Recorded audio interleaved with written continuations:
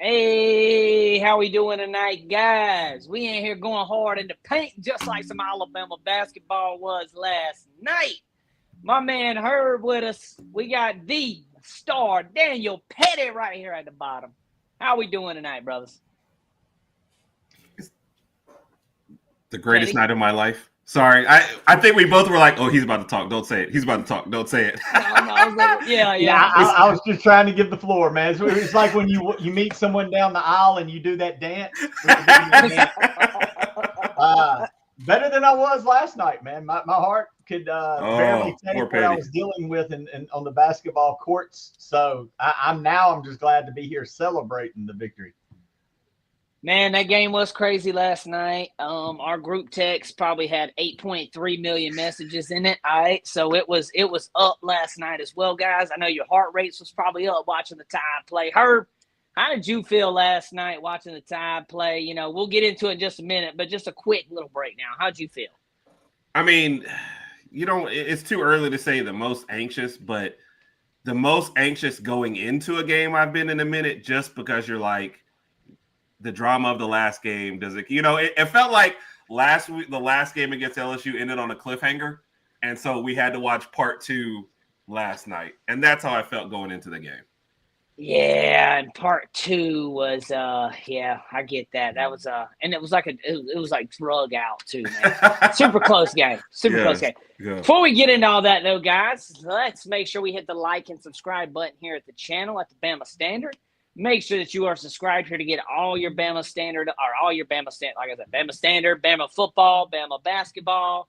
Pettey breaks down all types of college football news on Monday nights. Make sure you like and subscribe here, guys, and get all your updates. But before we kick off into that, let's talk about our main sponsors that keep the lights on here. Pettey, let them know about our main sponsor first.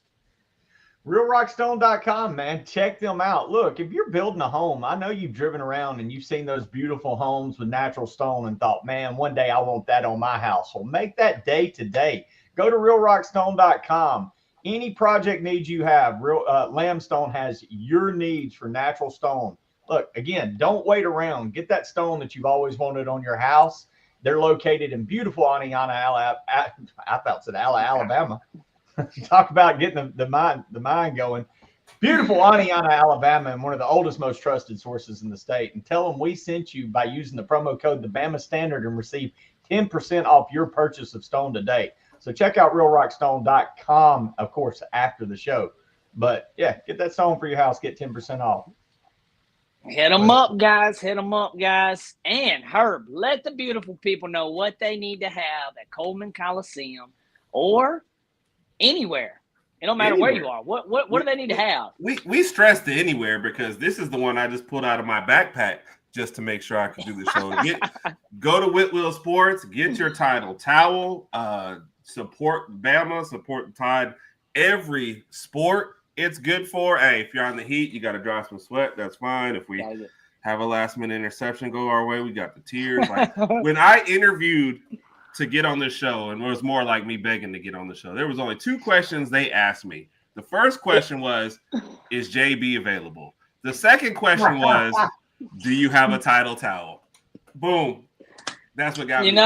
Title towel. The first answer was no, he wasn't, and the second one was yes. So I got on there, buddy. Grab your title towel, and you two can be part of the show. Oh, man. So, guys, thank y'all for joining us tonight, guys. We got a great show in store with you. As you can tell, the energy is here tonight. Just to kick off, guys, we will go into the Alabama versus LSU, which was the other game that was closer than it should have been. But, hey, we got the W. Can't complain too much. SEC's a gauntlet this year, regardless of record for some of these teams. Tied on a tough one there without Reed. Sears benched by Oats. Is that the right call? A lot of people have talked about this, so I don't want to go on the is it a right call, because we saw how last night went. We saw how things have unfolded since Saturday. But I want to ask this question to Herb and Daniel, and it may be a little bit off of our normal subject show here, but I think it's a question that Bama fans are going to want to hear, and I'll get the comments popping here. I want to hear you in the comments too. Do you think Nate Oats did a move that Kalen DeBoer should have done this year? Daniel Pettey, you're shaking your head. Give me your answer first. Man, it's funny. Monday night, I made the parallel. Like, Oats sent the message that you can sit your star down, and hey, what is the point guard? That's your shortstop. That's your quarterback. That's quarterback. Mm-hmm. And we brag on Sears all the time. Like, put him in the corner. He's your every night MVP. And here's a game where he's really looking bad for a half against a team that's kind of sleepy. A game you should kind of sleep through and win.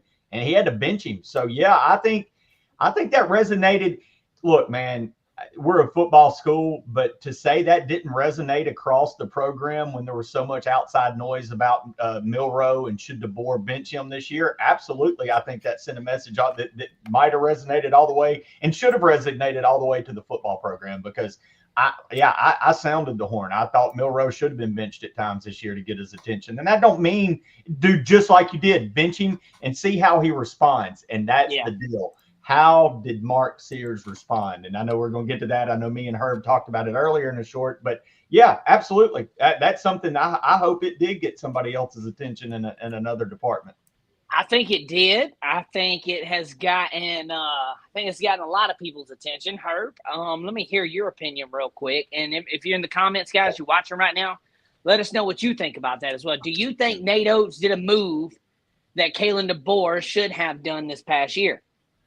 I think, because the short answer is yes, but I think the longer answer, you're talking about a guy who built the program and has recruited everybody that's currently on the team versus somebody who inherited.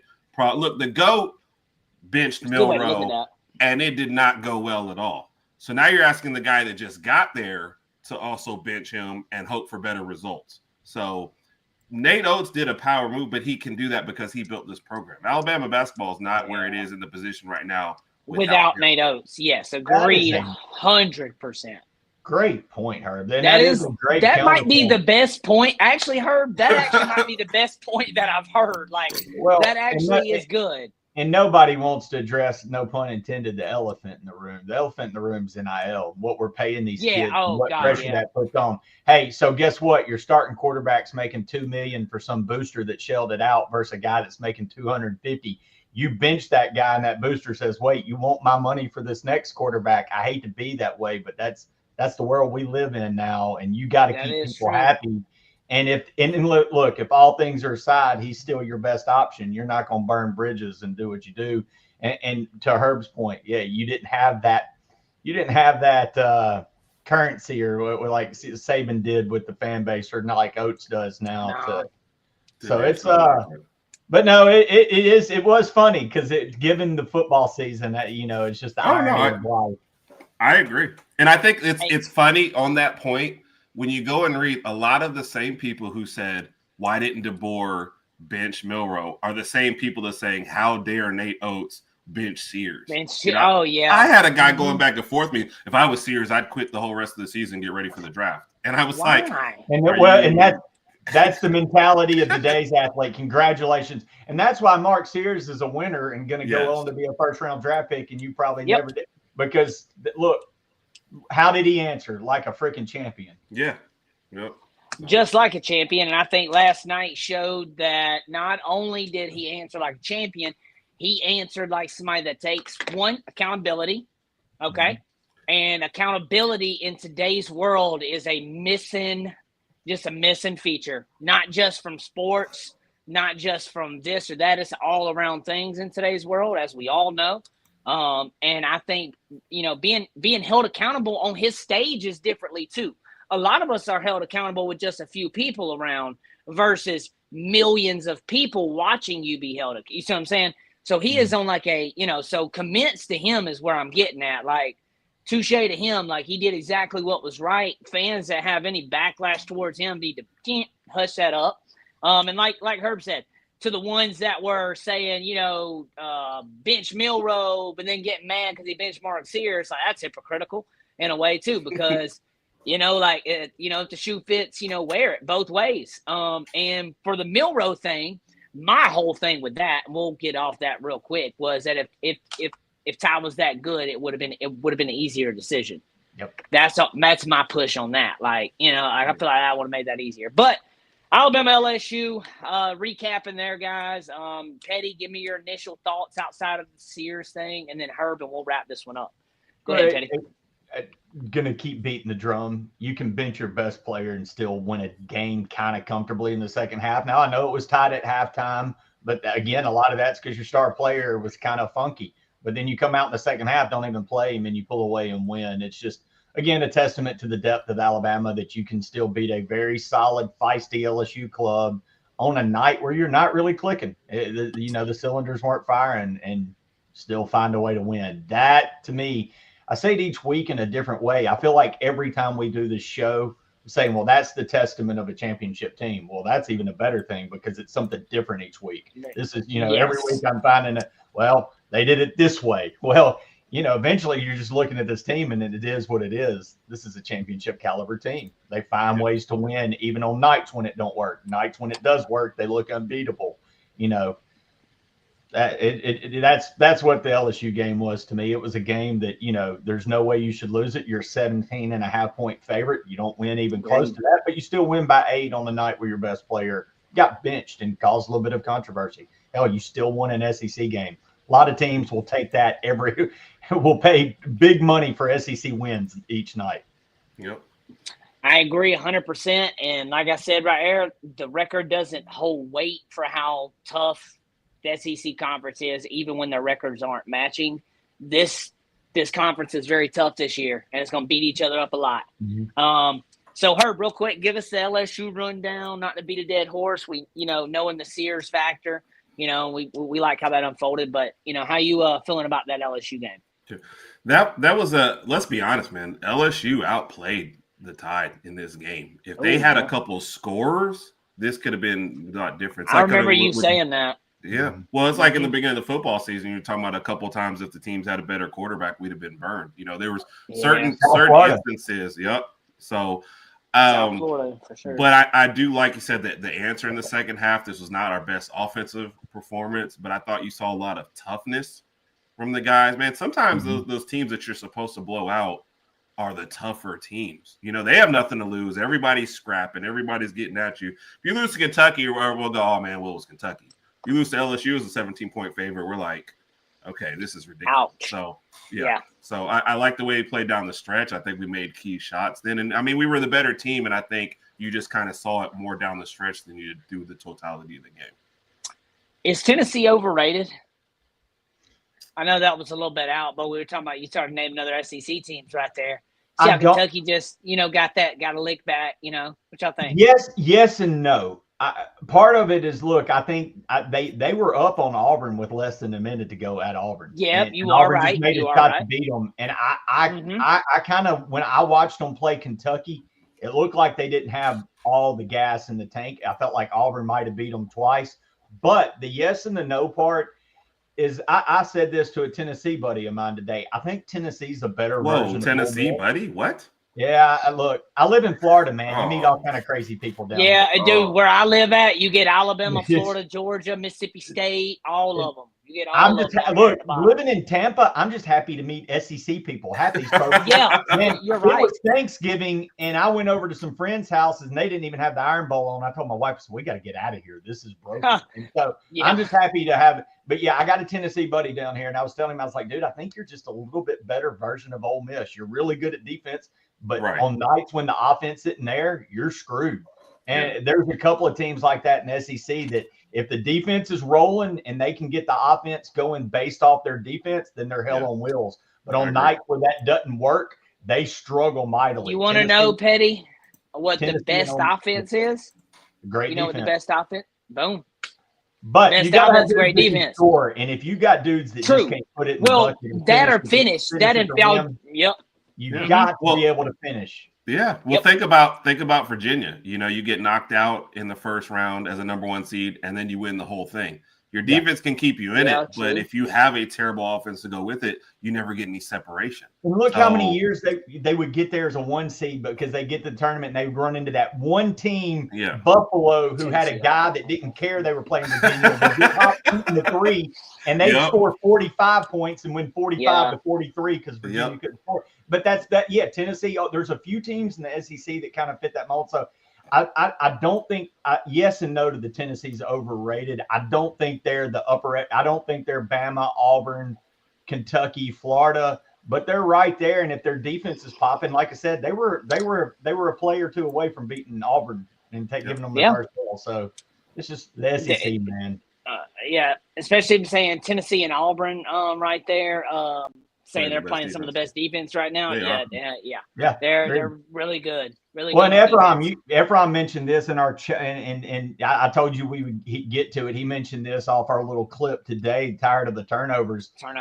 Got to clean that up. But a lot of that, you got to give credit to what we're just talking about. These defenses and what you said, Tennessee, Auburn. These SEC defenses are no joke, man. Missouri's not going to give you a night off. We're going to talk about Georgia here in a second. They've got a daggum lottery pick down low in Asa Newell. It's just, it's just you got to bring him down. It's nasty. And hey, don't look now. We'll get to that Georgia part in a minute. But they gave Auburn every bit they could handle a couple weeks ago on a Saturday. So I think when we played Kentucky, they played Georgia that same Saturday, and they gave them all they could handle. I'll just tell you that right now. But we'll kind of flip the page there, guys. Alabama, Mississippi State last night. We saw what happened after Saturday, the Sears bench. And Mark Sears comes back with a total 17 points, 9 assists, while Chris Youngblood adds 23 poents to lead the Tide to beat the Crimson. I was about to say the Crimson Bulldog. The Crimson Tide beat the Bulldogs 88 to 84. I'm so tongue twisted right now. Good win for the Tide. They improved to 18-3. Overall record, still ranked 4th. I think we'll probably stay there. As long as we keep doing what we're doing, taking care of business against Georgia, I think we'll kind of stay where we're at, which is fine. Beat number 14 team, which another ranked win here in the SEC. It's a big win for us. It was a great game, guys. Chris Youngblood. It's like, what's that song? I'm coming out. I want the world to know. That's exactly how I feel Chris Youngblood came out. But that boy came out ready to play. And that's exactly what we've been waiting for. Herb, we've talked about it. We've what's that called? Manifested it about Chris Youngblood. Daniel Pettey said he's had his eye on it from last year at South Florida. Now he's at the Tide doing it. Break it down, Herb. How was last night's game? Man, well, we talked about it, like you said, for a minute, getting him to this point, getting him acclimated. He's been playing well coming off the bench. Phylon is a little banged up. Youngblood has moved into the starting rotation. Hey, Herb, what happened to Phylon, though? I didn't even know about that until it's just like I think bang. I want to say knee, but it's not like because he's still playing. But it's not enough to where he can get his normal minutes. I don't even remember where they actually, just a little banged up. I don't even remember where the injury actually happened, but they mentioned it on the last 2 or 3 broadcasts at least. And it's been enough to where he can't play his normal minutes, and it doesn't look like he has his normal push, though.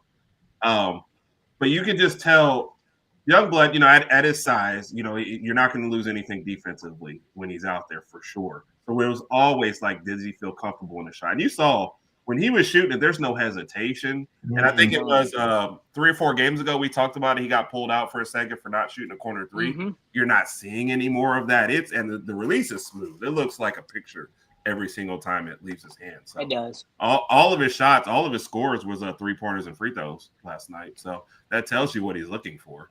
So and had some nice shots there, clutch at the end shot there. Yeah. I'll say this too, real quick before I pass to Pettey. Holloway turned up against in the LSU game, and he still had 12 points. Yeah, he still had 12 points last night, which it's still good too. And Youngblood had a good game against LSU as well. I think he had 11 or 12 points. Had some good shots, good rebounds, good assists and moments, clutch moments. Kat said it best right there. If you watch him, he's actually taking command on the court, too.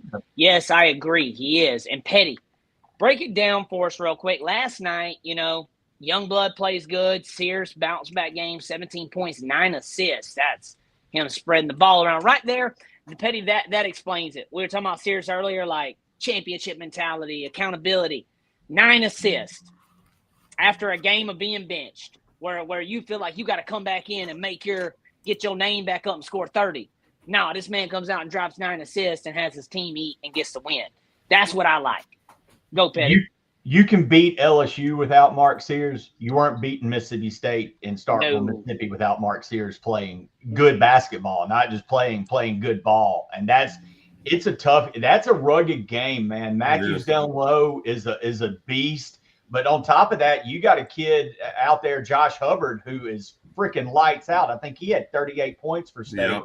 And that's what, man, Youngblood kind of become a road warrior. You go to South Carolina, he drops 22. We go to Starkville, Mississippi, he drops 23. But it's not just dropping 23. Again, behind the stats, every time Youngblood or State would go on a run, Bama get up by 7, State would cut it to 1 or try to get the lead. And then that's when Youngblood would hit that 3. And it was just like a dagger each time. And it was just, you see State fighting back. And then that's when he would make, it was just such clutch shooting on Youngblood's part. I can't be more impressed with his ability every time State would make a run to make an answer. And again, Sears to just guide the ship. It was a night where, and I'll be honest, man, I'm going to put a PSA. I guess teams don't get it. When you wear black against Alabama, you're just stop.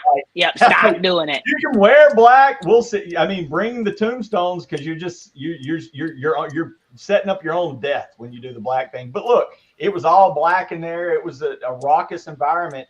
And Sears, again, with all the turmoil, Oats said he had his best 2 days of practice leading into that. That's what leaders do. And you, again, take the numbers away. You saw it in his eyes. You saw it in his face. Like, his body language was great. There was no pouting. There was no that mentality, I'm going to quit and take my ball. I'm going to transfer and go home. No, I was like, all right, coach set me on my ass. I'm going to get up and show coach I'm the damn leader of this team. And we're going to go win a big-time game in Starkville, Mississippi. And look, that's why he's the MVP of this team. What Coach Oats did was great. It shows that nobody's bigger than this team. But again, he answered the way you want to see a true champion and a leader answer. But it's the every piece of this team, all the way down to Diabate. That's why he got the hard hat award and stole it from him. He did. Diabate's a walking double-double just about every night now. And he's making those small plays where you're busting through a pick to knock the ball out of bounds to create a turnover, so they don't even get a chance to come back and hit the 3 and win on a night where you don't want Josh Hubbard taking that shot because, good God, that kid was making them all. And, I mean, Youngblood 7 for 10 from the 3, and he was 7 for 11 for field goals. That tells you right there what you should know. That man was firing that thing up last night. He took one non-3 and said, okay, I'm not doing that anymore. literally. Took one shot and was like, nah, I'm good. I'm good, coach. I'm good. I'm going to shoot the 3, coach. Don't take me out. He probably got pulled after that. He probably got pulled. And another thing, I want to, before we'll put a button on this, Mark Sears. I think it was a little bit of Nate Oats saying, hey, I'm sorry. I do love you, though, but I had to punish you. 35 minutes out of 40. That's a lot, He gave him some love back. Let him play the full. His full workload, his full run. Youngblood at 30. Looking at it too. Nelson at 32. That's another thing to good look at. When you see Nelson and Sears playing a lot like that, I like that. That helps. Free throws at the end, Nelson. Yeah. Somebody was not. Let's just say somebody was not happy in our group chat when Nelson missed those free throws. I'm not going to mention anyone's name in particular. We won't call anyone out, but someone in the group chat. I'm just going to say this. If you have freckles on your legs, free throws should be a must. Pettey, tell him. Just saying. Motion. Good job. You're either Larry Bird or you're making free throws. And if you're not doing that, I'm going to be on you. Hey, equal opportunity around here. We need you to play out here. Yes. So, we do. And can I answer one question though from Ephraim that he did mention with the turnovers? That was the only negative. Sears had half the turnovers last night, 7 of the 14. Oh yeah, I didn't hit that part. I think he's got to get stronger going to the basket. I think sometimes it's feast or famine in there, and it's either like a great assist or a turnover. And I think that's what's going to hurt him. Yeah. He's got to. He is a little wild. More control, a little more control. Yeah, make the Youngblood more in that role because man, he's. I don't know. He's got size too, man. That boy like a better linebacker. I think that's why he worked well good next to Holloway because Holloway drives a little bit more into control, and with Youngblood hitting the outside shot, I think that's why they were a good combination off the bench. And Holloway isn't huge either at the same time. So I mean, but you get shifty in there in those lanes, man, and make your ways around, learn to make an unbalanced shot. You know, when you drive in or contact when you're little and get contact under that goal, it ain't no flop. You know why? Because you really do flop because you're little. I know that. Okay, I know that. It's one of those things. It ain't no I pretended. No, I really did. Like, but when you're like 230 pounds and you're 6'9" and you get like. And then you like fly off, like, yeah, that looks bad, bro. Like, no, it would probably take, like a bull running you over to knock you over, bro. You're huge. So I get the flops on that. It's different. But that was a good one. Good win for the Tide there. Good points there, guys. I love it. Herb, let the beautiful people know real quick if they missed us earlier. Let them know how you got on the show. Just let them know how you got on the show. Look, guys, the way I got on the show, there was 2 questions when I came here. All right. First one, they said, is JB available? I was like, oh, no. Second question, they said, this is the most important. Do you have a title towel? He said, yes. I said, check. He's in. That's it. The most important piece of equipment that we have, the title towel, man. Everything else, meaningless. Make sure you get one of those. Oh, yeah. Make sure you hit our guys up, whitwillsportsrighthere.com, right after the show, guys. Wonderful people here, supporters of the channel, helps keep the lights on. Yes, let's start it. Alabama versus Georgia. We'll hit this real quick, and then we'll get into the player of the week. Alabama versus Georgia. There's a lot to look at here, especially how we've played recently. Tide, another tough SEC team here. Can Nates keep us going? Can Sears get the ball rolling again here? Can Diabate get, walking double-double? Like Pettey said, this would be a good time to show up and be a walking double-double this Saturday. A lot of stuff to it. Pettey, break this down for us. Alabama versus Georgia. And also, guys, like I said earlier in the show, this Georgia team a couple weeks ago almost beat the number 1 team in the country. And had a chance to do it. Obviously couldn't finish. They're the number 1 team for a reason. But go ahead, Pettey, break this one down for us, brother. It's one of those you're glad you're getting at home. You don't want to go play this on the road because they're not great, but they can sneak up. Like you said, they almost stuck up on Auburn. Anytime, and look, when you got a lottery pick on your team and Asa Newell, which they do, who's a big guy, he's their big guy, averaging 15 points, almost a double-double a game. Lottery picks can take over basketball games. That's the way basketball works. One dude can lose his shit and completely change the complexion of a game on any given night, and that's what Asa did against Auburn. And dudes like that kind of light up when the stage is a little bigger, so expect Asa to come out against Alabama and want to show his stuff a little bit. But on the flip side, you got them at home. Asa's Georgia's a weird team. They're one of those SEC teams that's nasty, but they're also kind of fighting. They're at that close to bottom tier, middle tier that's going to be fighting for like an 8, 9, 10 seed in the tournament. So every game really matters right now for Georgia. So they're going to come out trying to give everything they got. So this is going to be a tough test for Bama, But I think as long as Bama takes care of business, they should pull away and win by 8, 10 points. I agree 100%. Their best player right now for point-wise, points per game is 15. Points per game for Newell. I hope I'm saying that right. Newell. I don't know if that's how you say it. Sometimes people have some. Asa Newell. I say Asa Newell. Asa Newell. I did not say it right. Newell. Yes, he looks pretty good. As well for rebounds, he's their top guy. Looks like across the board, kind of like Sears is for us mostly. So that'll be somebody we're gonna have to put some defense around and lock up. Herb, break down this Alabama versus Georgia game. Also, they're 15-6. They're not a bad team here necessarily. But like Pettey said, they're going to come out swinging Saturday. How are we feeling about this one, brother? Yeah, well, like to Petty's point, they're like 11th in the conference. They're the top team, like out of all the ranked teams, then Georgia's next. So they're waiting right there. But it's like, are we getting the team that surprised, Kentucky and hung with Auburn? I'm sorry, beat Tennessee and then hung with Auburn. Or you getting the team that went to Arkansas and lost a close one and then got blown out by Florida. It's like by 30. You don't really know kind of what's going on. They're 13th in the conference in offense. They play decent defense. Their best thought is kind of like an LSU game, muck it up, get physical, hold you down. But it's like Pettey said, man, you get out there and you play your regular offense, you hit some shots. This is one you should win going away. And then what is it? Our kind of mini bye week that you get. Don't have another game till next Saturday, so you get some rest. So perfect opportunity before we kind of get into the gauntlet schedule to pick up a win. One of your easier games, but obviously a game if you overlook, you saw what happened in a couple games ago. So. And guys, so we play Saturday against Georgia, and then we have like a week break. We don't play until the next Saturday against Arkansas. And then we got Texas, and my favorite game, we got Auburn, the Barnes, coming up Tuscaloosa on the 15th day after Valentine's Day. So I hope they get all the loving they can on the 14th. We whooping it's on the 15th, all right? So I'm hope they come on up there.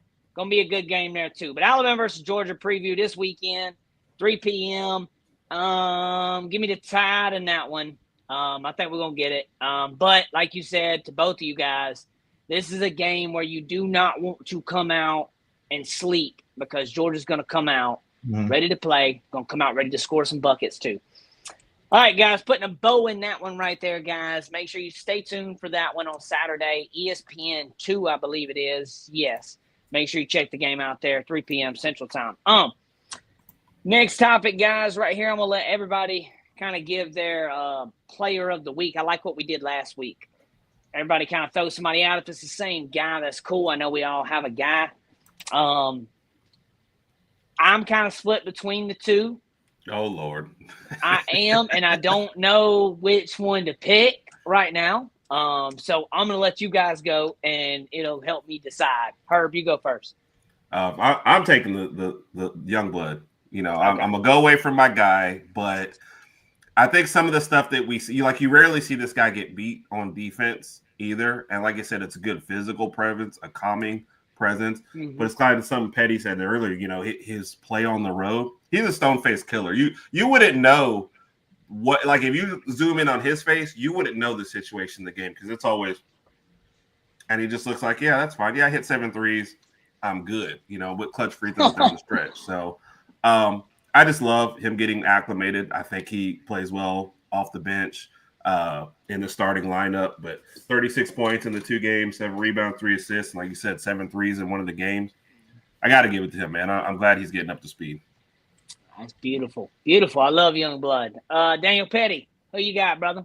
Yeah, I think if it's not young blood, who I would have to give it to after this week, and he's just kind of becoming that guy. He's kind of becoming the glue guy that's making this team, putting them to that next level. But then it's also Diabate and what he brings. I'm going to give it to him. Good pick. Love that. Diabate is just a walking double-double right now, man. He's, had 14 and 6 against LSU, and I think he was like 9 and 7 against Mississippi State. But it's, that's not. It's not that crazy stat line, but it's those small plays, man. Last play of the game, you see him causing a turnover that ended the game and it gives State a chance to tie it or push it to overtime or do anything stupid. So if it's not Holloway, I got to go with Diabate, man. That kid's just getting it done right now. I love his game. So Diabate, walking double-double. That's a great one. Young blood, that's a fantastic one as well. I'm going to take a different angle from you guys this week. Give me Mark Sears, and I'm going to tell you why. Character, accountability, so many other things off the court that you can't teach on. Well, that you can teach. You sometimes you learn it throughout playing basketball and discipline and sports. But accountability, discipline, like just being able to take that in and then coming back out last night, playing 35 minutes, 9 assists. 17 points. He did have some turnovers. You can work on that. Bad passing some, loose balls to the basket. Work on that, though. But Mark Sears, for so many different reasons, he is the leader of the team. If he goes, they go. If he don't go, it's a 50-50 ball, in my opinion, if our offense is going to be up to par that night. So give me Mark Sears. Also, we haven't gave it to him this year, and I think this is the perfect time, in my opinion, because like we said, we know he's going to do what he does, but the character, especially in today's world when, like Daniel Pettey will tell you about NIL, where all of a sudden, now I'm transferring, man. I'm mad, and I don't get the PT I wanted, or I'm a superstar. How dare you try to bench me and tell me what to do when you're the coach? How dare you try to tell me? Like, you see, so, I'm glad to see Sears and our star do that. That ripples effects down the line of the team. I think that's a great answer. Great answer. Because like you said, he showed up and they said he had his best 2 practices. There was no sulking. It was Yeah, that's another thing. Yeah, I meant to say that too, Pettey. I'm glad you alluded to that. Showed up, had his best 2 practices, didn't come back the next day with the poor me's and the whys and the pointing the fingers with them pointing back. He stepped up, did what he needed to do, and I love it. Player of the week to me, baby. I love it. So that's it for the night, guys. Or actually, questions. We didn't have too many questions. We did have one crazy one from Raiders inside. Yep, getting off basketball a little bit. Actually, the Raiders guy saying that, and I know you're a Raiders guy, but if you're listening to other reports, Jackson Dart's actually, there's a lot of people giving him praise this week. And I'll tell you right now, don't hold your breath, baby. Don't hold your breath, but Big Money Milroe might be a Dolphin, baby. Might be a Dolphin, baby. I'm going to be hyped. If Milroe goes to the Dolphins, I'm going to be hyped. They going to move him to receiver? No, they're going to put him behind Tua. Oh, okay. They're going to play back up Tua. And then when Tua does his thing, Milroe's going to take over in about a year or two. When Tua does this thing and gets hurt, or when Tua does this thing and wins the Super Bowl and retires? That's okay. Yeah. JT. Duh. Okay. I'm with you on 50% of that. I know what 50% you're on, and I don't like that 50%. Look, I love Tua is my boy. I love Tua, dude. Tua is my I have dude. Tua socks on right now on my left foot. I wear Tua underwear to sleep every night just so I can wake every up night. Like Superman. I wake up trying to do the stomp thing. I'm not just playing. I didn't do that. Cat Mo D saves the night. We're going to be talking about him like we do Keyshawn Jones if he keeps it up. Herbert Keyshawn Jones. I skipped over Herbert. Yep. I think Herb is not this Herb, but another Herb. That Herb is fantastic as well. I hate to see him injured right now too, man. Yeah. Hate to see him hurt right now. Love betting on him and hate to see. I knew that was coming up too. Did anyone else? I knew that one. Now this is what I agree with this. You don't need Milroe going to a place where he gets thrown into. He needs a couple years. Look, Aaron Rodgers, 3 or 4 behind. There's nothing wrong with waiting a few years, and there's a lot. Yes.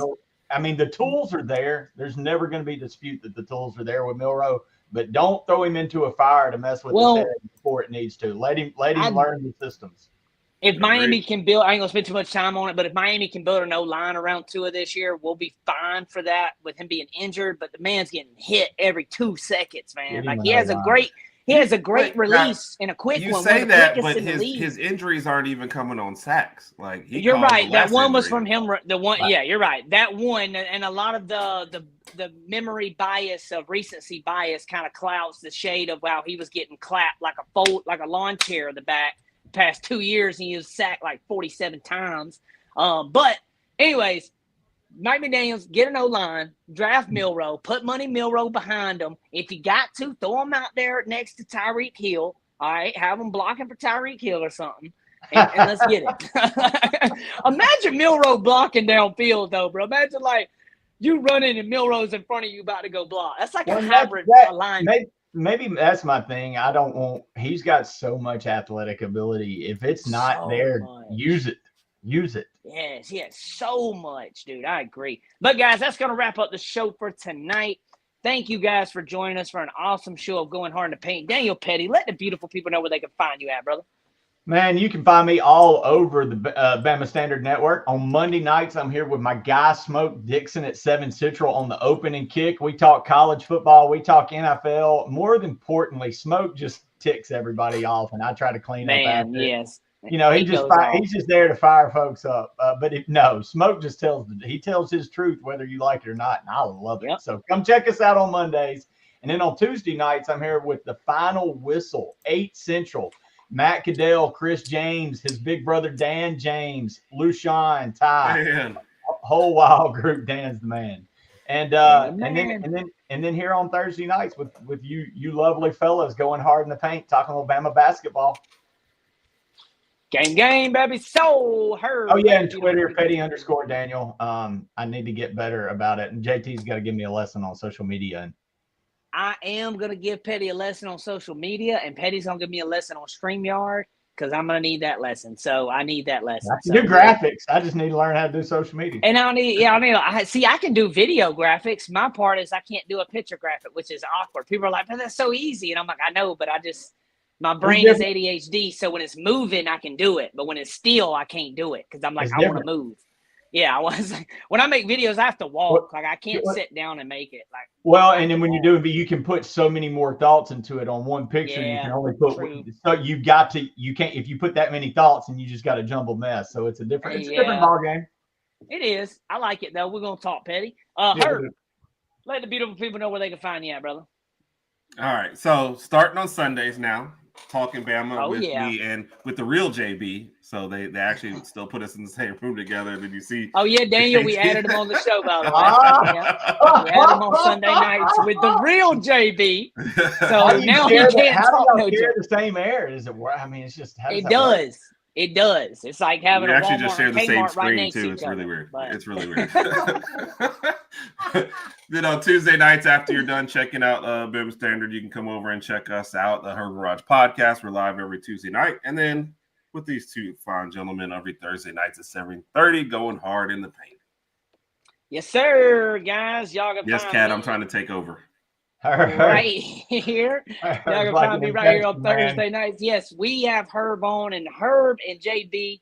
Herb was on last week with us, guys. Y'all go check the replay out if you want to, but that was the first episode with Herb on with us. He'll be back this Sunday. We will not have a Super Bowl show. This Sunday we will. Next Sunday we will take the Sunday off. I just kind of want to do stuff for the Super Bowl anyways. I don't know if everybody else is or not. A lot of stuff going on, and I just kind of want to let everybody kind of chill out. JB's doing something for the Super Bowl too. Make sure you guys. You said what? Fly, Eagles, fly. I'm with them too, baby. I'm with them. I got my Hurts jersey ready to roll. Got my Hurts ready to roll, baby. Hey, Jay Smith, let's do this. Follow me on X. I am Jay Glaze. Follow me on TikTok. I am Jay Glaze or Roll Tide Nation. Got some video edits coming up for you guys. Working with the Bama Standard. We're probably going to have some video edits on here this year. Also, something new I'm going to announce that I will be doing this year, separate from Alabama games. This year, every primetime game that's on, I will be calling it 100% like a radio broadcast call. I'm going to have it. It's going to be live probably on TikTok. I'll have more information coming soon. But I have this idea, and I have the voice for it. I have the passion for it, and I want to do it. So, y'all have a good one, brothers. We're going to end the show tonight. We don't give a piss about nothing but the Tide. Roll Tide. Roll Tide.